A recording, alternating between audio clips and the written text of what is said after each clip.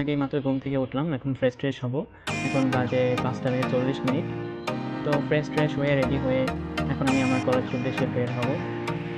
তো আমার বাসা হচ্ছে সাভারে। এখান থেকে আমার medical college Suhrawardy medical college যদি পৌঁছাতে যাই তো প্রায় 40-50 মিনিট সময় লাগে। সেই জন্য হাতে সময় রেখে বের হতে হবে, কারণ সপ্তাহে আমার লেকচার শুরু হয়। তো সবার আগে আমাকে একটা অটোতে উঠতে হবে, অটোতে উঠে বাস স্ট্যান্ডে যেতে হবে। তো এই মাঝখানে রোড ডিভাইডার দেওয়ার কারণে বেশ কিছুটা দূরে 10 মিনিট অ্যাটলিস্ট হাঁটতে হয়।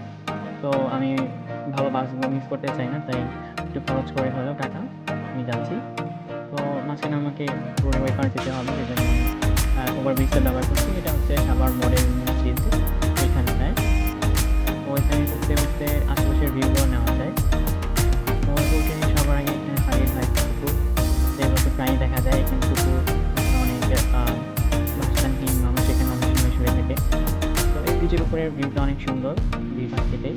তো এখান থেকে দেখা যায় যে বাস থেকে আসছে না, এই পাশে ভিউ থেকে এটা আন্দাজ করা যায়। এরপর ওই জায়গাটায় এখানে লোকজন দাঁড়িয়ে আছে, ওইটাই হচ্ছে বাস স্টপ। এখান থেকে বাসে উঠতে হবে। বাসের জন্য অপেক্ষা করছি, দেখি বাস কখন আসে। বেশ অনেক সময় হয়ে গেল, বাস এখনো আসছে না, এই হলেই সমস্যা। অ্যাটলিস্ট বাস পেয়ে গেলাম। এখন সময় বাজে 6টা বেজে 15 মিনিট, বেশি দেরি হয়নি। তো লাইন চলতে থাকে। তো মোবাইলটা বের করলাম, বের করে দেখতে কত সময় লাগে। তো এখন কোনো জ্যাম নেই, দেখা যাচ্ছে প্রায় আধা ঘন্টার মতো লাগবে। কিন্তু বাংলাদেশের লোকাল বাসগুলো একটু বেশি শয়তান, তারা এই 30 মিনিটকে আরও লম্বা করতে 40-50 মিনিট বানায়। তো জানালা খুলে দিলাম, প্রচুর বাতাস, চুল সব এলোমেলো হয়ে যায়। এমনি চুলগুলো একটু বড় রাখছি, আর বাতাসে সব আরও এলোমেলো হয়ে গেছে। তো এতক্ষণে আমি চলে আসলাম আমিন বাজারের এখানে। তো এখান থেকে গাবতলীর যে রোডটা অনেক সুন্দর করা হয়েছে, নতুন ব্রিজ তৈরি করা হয়েছে। তো এখান দিয়ে খুব ভালো মতোই যাওয়া যায়। আর সময় এখন বাজে, আগে যেখানে 1.5 ঘন্টা লাগতো এখন সেখানে 50 মিনিটই সুন্দর যাওয়া হয়ে যাবে। তো আমার এই বাসের সময়টা আমি কী করি তোমরা অনেকে জানতে না দেখি। তো এই সময়টা আমার ক্লাসে যদি পড়া থাকে, এই পড়াগুলো আমি বাইক দিই। অনেক সময় প্রচুর ঘুম ধরে, সকালে তো ঘুমিয়ে নিই, অথবা আমি মোবাইল টিপে টিপতেই যাই। তো বিপাশের ভিউগুলো নেই, কিন্তু বাসটা অনেক শয়তান, বা সব বাস আগে যাচ্ছে বা ইটেই সবার পিছনে যায়। তো যাই হোক, কিছু করার নেই, লোকাল বাস এভাবেই যাবে। আর টাকা পয়সা থাকলে তাহলে একটা প্রাইভেট কার এটাতে করে গেতাম। তো যাই হোক, চলতে থাকি। তো একটু পরেই পৌঁছে গেলাম আমার কলেজে। এখন সময় বেজে 6টা 55, আর 5 মিনিট বাকি আছে ক্লাস শুরু হওয়ার। তো আগে পৌঁছে গেলাম, যদিও একটু দেরি হয়ে গেছে, আমি অনেক ভালো, কিছু বলে না, 10-15 মিনিট লেট হলেও। তো কলেজে প্রবেশ করলাম, আমি স্টুডেন্ট এখনো যাচ্ছে। তো এখন লেকচার চলছে, এখন সেকেন্ড লেকচার কমিউনিটি মেডিসিন চলতেছে। তো 7টা থেকে 9টা আমাদের লেকচার হয়, এরপরে 9টা থেকে 10টা একটা ব্রেক টাইম।